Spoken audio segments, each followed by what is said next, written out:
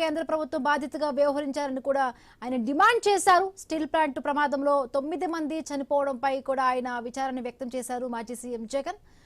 Right, దీనికి సంబంధించి మరిన్ని పూర్తి అప్డేట్స్ మా కరెస్పాండెంట్ రాజు అందిస్తారు. రాజు, ఈ ప్రమాదంపై మోదీకి ఇప్పటికే 2 లేఖలు రాసినట్టుగా కూడా జగన్మోహన్ రెడ్డి తెలిపారు. స్టీల్ ప్లాంట్ ప్రైవేటీకరణను వైసీపీ ఆపిందని కూడా ఆయన గుర్తు చేశారు. ఈ పర్యటనలో భాగంగా కూడా వాళ్ళందరితో కూడా మాట్లాడుతూ కూడా ఈ వ్యాఖ్యలు చేశారు. రాజు, ముందు ఏదైతే వైఎస్ జగన్మోహన్ రెడ్డి విశాఖలో పర్యటన నేపథ్యంలో కొద్దిసేపు క్రితమే క్షతగాత్రులని వాళ్ళ కుటుంబాలు కూడా పరామర్శించి వాళ్ళకి భరోసా ఇచ్చిన అనంతరం కూడా మీడియాతో మాట్లాడుతూ సంచలనమైనటువంటి వ్యాఖ్యలు అయితే చేశారు.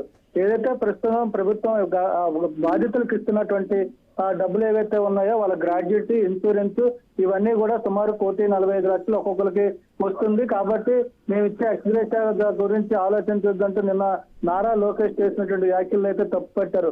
ఒక మానవీయ కోణంలో చూడాలి, కుటుంబాలు రోడ్డున పడ్డాయి, అదేవిధంగా బాధితుల ఆసుపత్రుల్లో ప్రాణాలతో పోరాటాలు చేస్తుంటే ఒక మంత్రి హోదాలో ఉండి కూడా ఇంత అమానవీయంగా ఎలా మాట్లాడతావంటూ కూడా నారా లోకేష్ మీద అయితే ఫైర్ అవడం జరిగింది.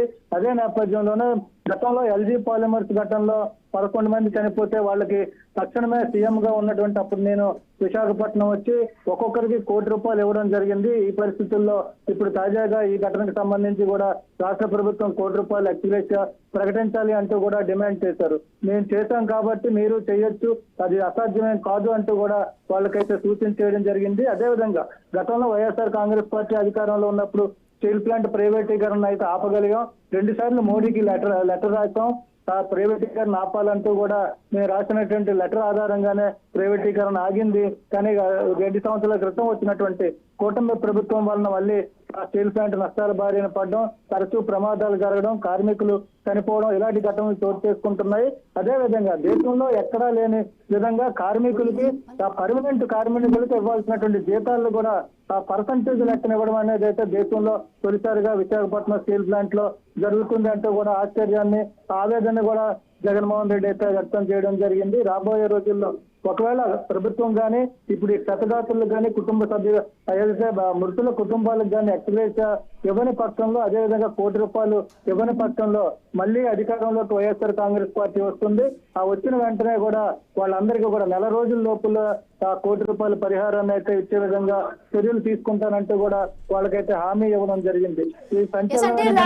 తమ హయాంలో కార్మికులకు ఎలాంటి ఇబ్బందులు జరగలేదంటూ కూడా, అంటే ఈ ప్రభుత్వం జరిగిన వైఫల్యాన్ని ఉద్దేశిస్తూ కూడా మాజీ సీఎం జగన్ చెప్పారు. ఇంకొకటి అంటే స్టీల్ ప్లాంట్ లో 6,500 కాంట్రాక్ట్ ఉద్యోగులు ఎవరైతే ఉన్నారో వాళ్ళని తొలగించారు. అంటే ఈ ప్రమాదానికి మెయిన్ రీజన్ ఎవరైతే కూడా అక్కడ ఈ ప్రమాదకరమైన రసాయనాలు చేసి ఉన్న చోట అనుభవజ్ఞులైనా కూడా అక్కడ నిపుణులు లేకపోవడం, నెక్స్ట్ కాంట్రాక్ట్ ఉద్యోగులను అక్కడ తీసుకురావడం, వాళ్ళకి అనుభవం లేకపోవడం వల్ల ఇంతమంది చనిపోయారంటూ కూడా ప్రాథమికంగా ఒక అంచనా వేశారు.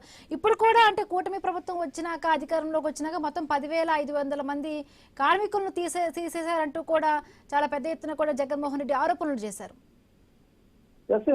ఏదైతే గతంలో స్టీల్ ప్లాంట్ లో 28,000 మంది ఉద్యోగులు ఉండేవారు, కూటమి ప్రభుత్వం వచ్చిన తర్వాత దాన్ని అయితే ప్రస్తుతం 10,000 కుదించారు.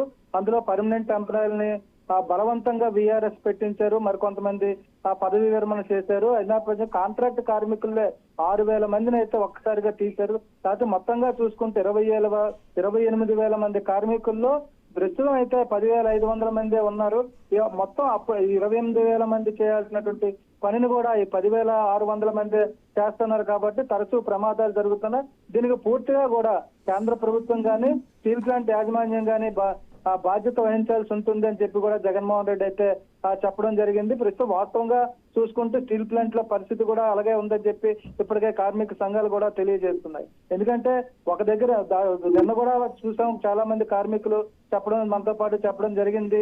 ఒక పని ప్రదేశంలో దాదాపు 25 మంది ఉండాల్సినటువంటి ప్రదేశంలో ప్రస్తుతం 12 నుంచి 13 మంది మాత్రమే పనిచేస్తున్నారు.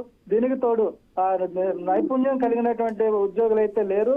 కాంట్రాక్ట్ కార్మికులను అప్పటికప్పుడు తక్కువ జీతాలకు తీసుకొచ్చి వాళ్ళ చేత పని చేయించడం వల్ల కూడా తరచూ ప్రమాదాలు జరుగుతున్నాయి. కాబట్టి దీనికి పూర్తి బాధ్యత యాజమాన్యానిదే అంటూ కూడా నిన్న కార్మిక సంఘాలు కావచ్చు, ఈ రోజు జగన్మోహన్ రెడ్డి కూడా ఆరోపణలు చేస్తున్న పరిస్థితే కనిపిస్తుంది. Right, thank you Raju.